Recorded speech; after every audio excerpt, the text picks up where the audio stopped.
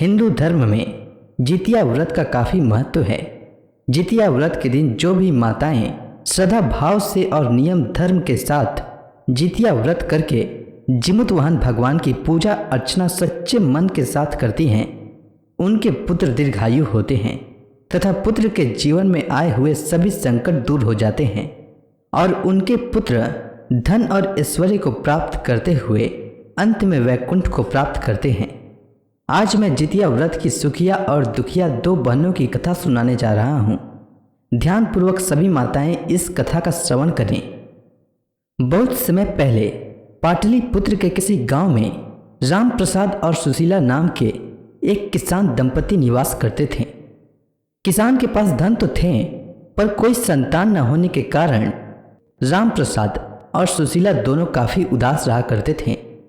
जब भी जितिया का व्रत आता तो सुशीला सभी स्त्रियों को जितिया व्रत करते देखती तो उसका भी व्रत करने को मन करता था और हर साल वह जिमुत वाहन भगवान से मन ही मन प्रार्थना करती कि हे जिमुत वाहन भगवान, मुझे भी संतान सुख प्रदान करें, मैं भी आपका व्रत करना चाहती हूँ। उसकी इस विनती को सुनकर जिमुत वाहन भगवान प्रसन्न हुए और उसके घर दो पुत्रियों का जन्म हुआ। किसान राम प्रसाद ने एक का नाम सुखिया और दूसरी का नाम दुखिया रखा।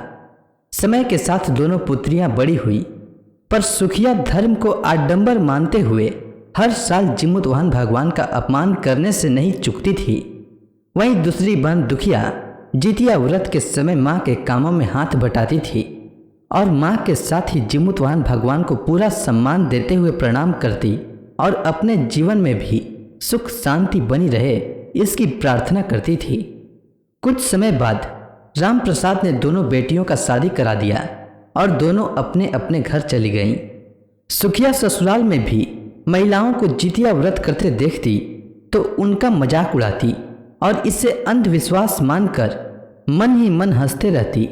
उधर दुखिया को कुछ ही समय बाद पुत्र की प्राप्ति हुई और अगले वर्ष से ही वह भी जिमुत वाहन भगवान की पूजा अर्चना विधि पूर्वक करने लगी। कुछ ही सालों में उसको 5 पुत्र रत्नों की प्राप्ति हुई और सभी के सभी स्वस्थ और बुद्धिमान भी थे। इधर सुखिया के बहुत साल बीत जाने के पश्चात भी पुत्र की प्राप्ति नहीं हुई। अब सुखिया को अपने किए पर पश्चाताप होने लगी और मन ही मन अपने आप को कोसने लगी और सोचने लगी कि क्यों न दुखिया से एक पुत्र को गोद ले ले, जिससे कि मेरा भी एक पुत्र हो जाए जो मेरे संपत्ति का वारिस कहलाए और मेरा भी मन लगा रहे। यही सोचते हुए उसने किसी तरह रात बिताई और सुबह होते ही दुखिया के घर पहुंचकर एक प्रस्ताव रखा। दुखिया यह सुनते ही बोली, ना बाबा ना, मेरे पुत्र मेरे प्राणों से बढ़कर हैं, मैं इनके बिना एक पल भी जीवित नहीं रह पाऊंगी। हाँ, मैं जिमुत वाहन भगवान से तुम्हारे तरफ से क्षमा मांगते हुए प्रार्थना करूंगी कि भगवान मेरी बहन को भी संतान प्रदान करें और तुम भी जो गलती की हो उसके लिए जिमुत वाहन भगवान से क्षमा मांग लो। भगवान तुम्हारी अवश्य सुनेंगे, वह बड़े ही दयालु हैं। इतना सुनकर सुखिया को बहुत निराशा हुई, पर दुखिया का सुझाया हुआ रास्ता भी पसंद आया और अगले साल जितिया व्रत के एक दिन पहले ही अपने बहन दुखिया के घर आकर दुखिया के व्रत के कामों में हाथ बटाई और जिमुत वाहन भगवान से प्रार्थना की कि हे जिमुत वाहन भगवान, मेरी गलती को क्षमा करें और मुझे भी पुत्र प्रदान करें, मैं भी आपका व्रत करना चाहती हूँ। और फिर वापस अपने घर आ गई। फिर जिमुत वाहन भगवान के आशीर्वाद से सुखिया के घर भी कुछ महीने पश्चात एक सुंदर सा बालक का जन्म हुआ और जब अगले साल जितिया आया तो दोनों बहनें सुखिया और दुखिया ने बड़े धूमधाम से जितिया व्रत किया और इस प्रकार दोनों बहनों ने हंसी खुशी जीवन बिताते हुए अंत में वैकुंठ को प्राप्त किया।